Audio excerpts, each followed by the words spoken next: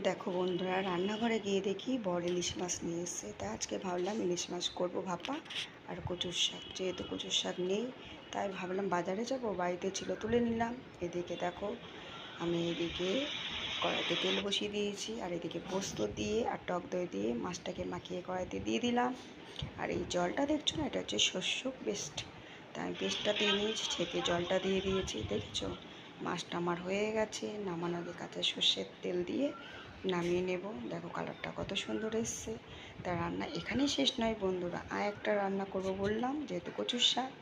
কড়াইতে তেল গরম হয়ে গেছে, সাদা জিরে তেজপাতা ফোড়ন দিয়েছি, দুটো কাঁচা লঙ্কাও দিয়ে দিলাম। এবার দেবো হচ্ছে পেঁয়াজ কুচি। তা আজকে বললাম না, অন্য রকমভাবেই করবো কচুর শাকটা। তাই এখানে আদা বাটা, রসুন বাটা, লঙ্কার গুঁড়ো, জিরের গুঁড়ো, নুন, হলুদ দিয়ে ভালো করে নাড়িয়ে চাড়িয়ে নেব।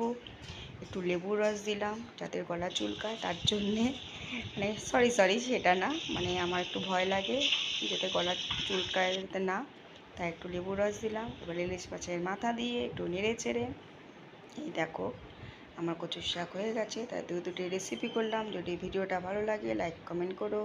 টাটা বন্ধুরা।